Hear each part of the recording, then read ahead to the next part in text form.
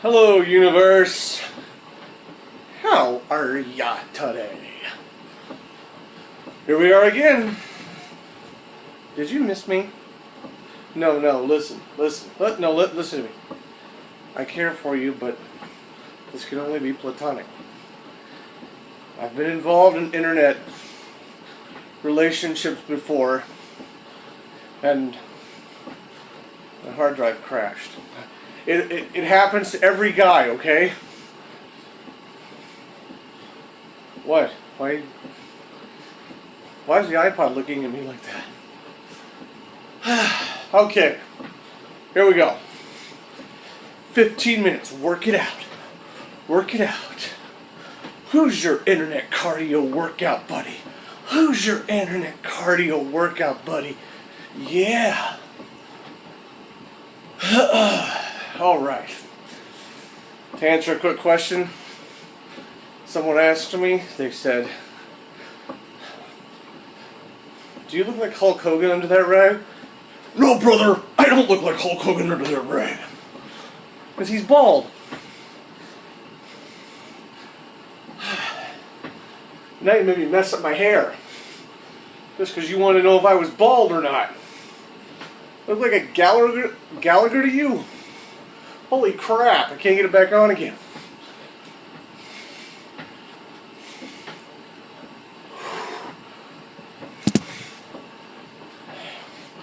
I did it. Huh. It's really dark in here. Did I forget to turn the light on? Oh. There you are. Hi. Alright, so what was I talking about yesterday? Oh, yeah. Procrastination. Procrastination station. So, I talked yesterday about how you should get good shoes. Get good shoes. Say that 3 times fast. No. Today I wanted to talk about procrastination. And the reason this subject came to mind is because I was watching, I don't know if you'll remember him, because it's been, gosh, how long has it been since he passed away? 2006 is when he passed away. Steve Irwin, also known as the Crocodile Hunter. The guy who made crikey, a big word, and I know I'm ruining that. I adore Australian people. Their dialect is so interesting to me. I love foreign accents. That's why I speak one. I done speak a foreign accent. You see how it goes? I go, Polly Voo Voo Espresso. Hell yeah. I adore different dialects though. French even. I am French and I don't speak a single word of it, so I'm not sure that I'm technically deserving of being called French. Maybe French American. There you go. Anyway, so I was watching some videos about Steve Irwin, and I was really taken by that guy. He was a very interesting man.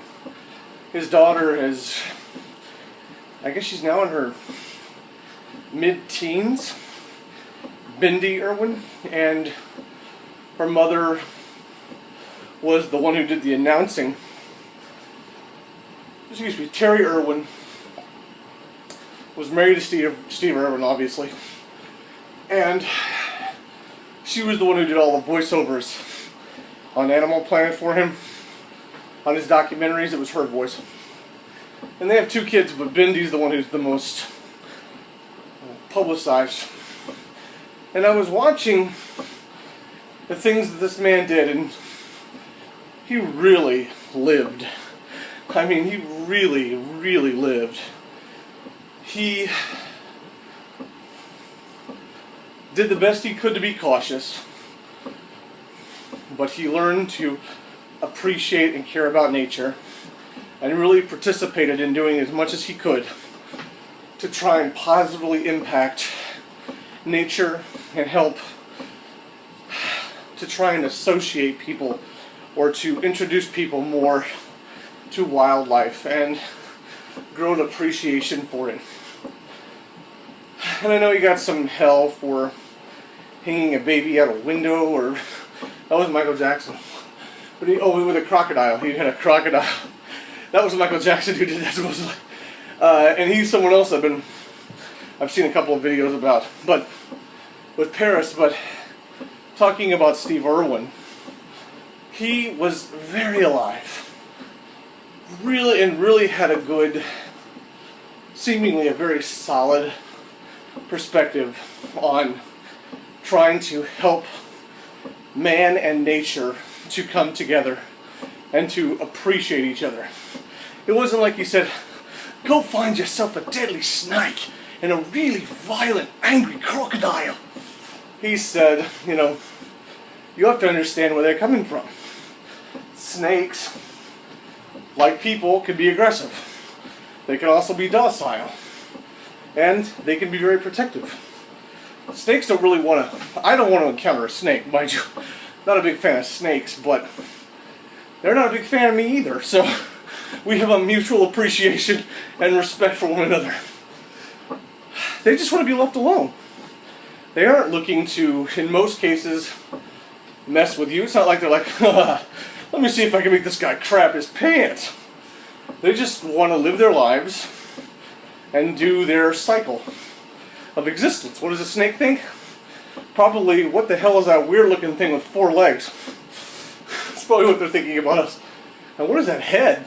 Is that a nose?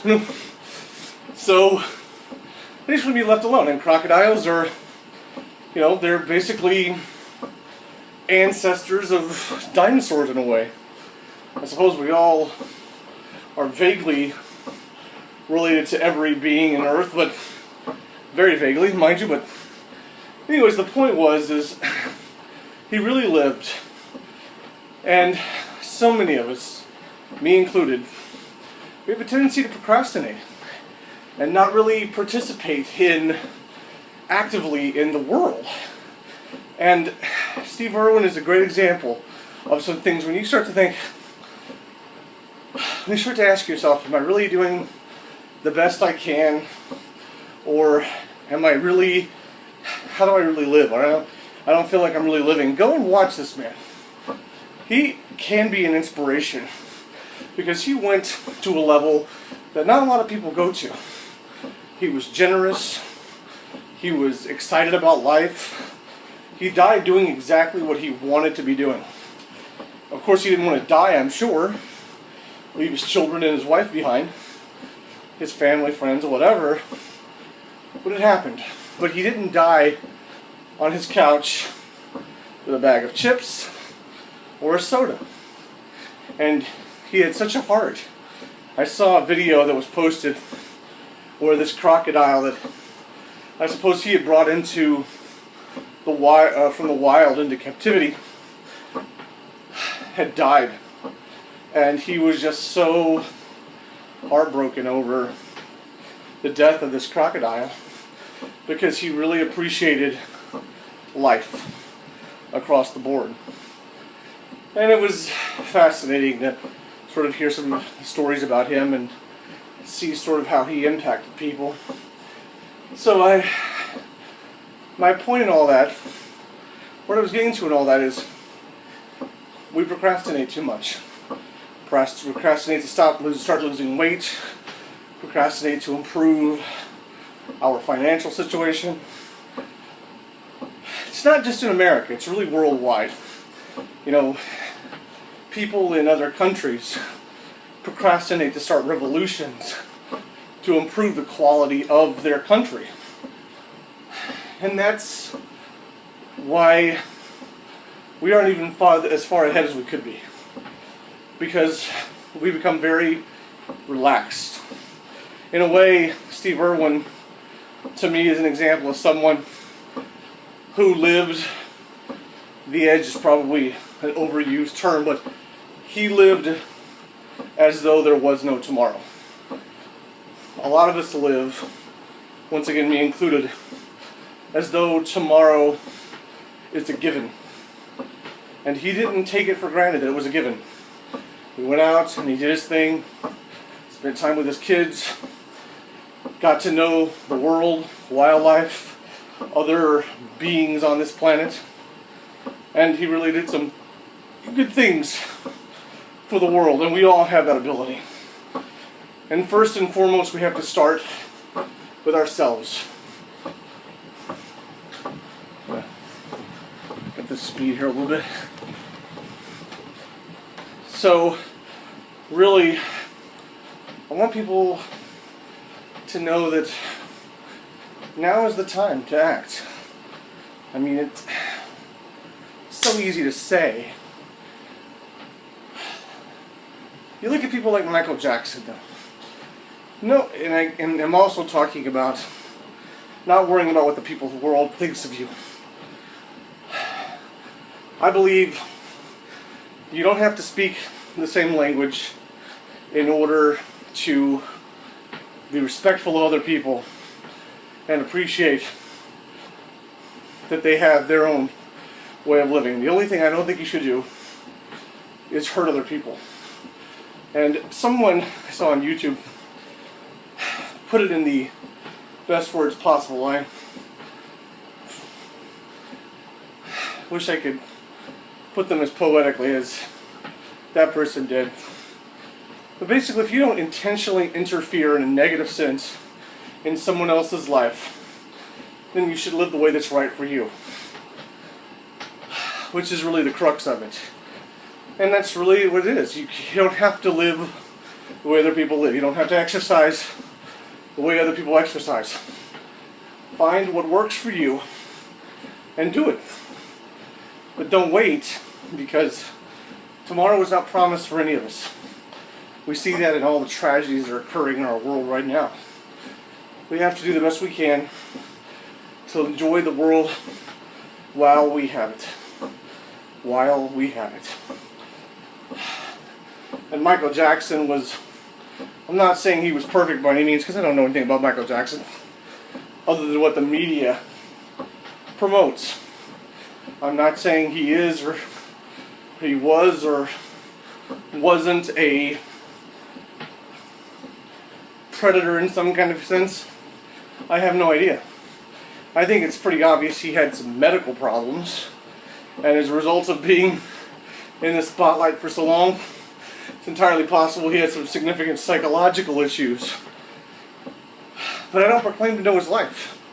And he obviously had 3 kids that he cared about in some sense, and he had things he was dealing with. But he lived. He's another example of someone who got out there and lived. He did things that very few of us would do. And I'm not trying to get nasty about that stuff, by the way. I'm talking really about experiencing the world. And you don't have to use Michael Jackson as the example, by the way. You can go choose anyone. Find someone that represents where you'd like to be, and use them as a model for to get to the place you want to be. You know, you may not find someone who's exactly right. Like, I think Shay Carl's an example for me. He's one of my examples. I like the kind of freedom and exposure and enjoyment and fun that he has with his family. I like that kind of a family life that we see on those videos. Now, I don't expect it to always be gumdrops and, teddy bears or anything like that. First off, I don't like gumdrops, but M&Ms and gummy bear and teddy bears. Although I'd like teddy bears. What? But I would like to have a time where I could spend time with my children and enjoy their company and not get caught up on the small things in life, And it's one of the things I really like about Shay Carl. As an actor, I'd like to have a career like James Franco and Leonardo DiCaprio. As a director, I'd like to have a career like Billy Crystal, who does some very funny and touching movies. You know, there's just so many things. Health-wise, I'd like to have a diet and nutritional pattern like certain other people. Like, I like to have the kind of force and energy and perpetual motion of someone like Anthony Robbins. We don't have to model ourselves exactly after one person. Find the things about a certain person that inspire you or motivate you, whatever your choice of terms is, and go for it. Build on it a little day. I always say this, but it's so very true. Motion creates momentum. It doesn't have to be a big step. You don't have to change your life in one day, even though you really are. But just do a little bit every day. Small steps. So, Mr. Elliptical wants to make some noise right now, so I'm going to go. Don't cry. No, don't cry. Please don't cry. You make me cry. And then...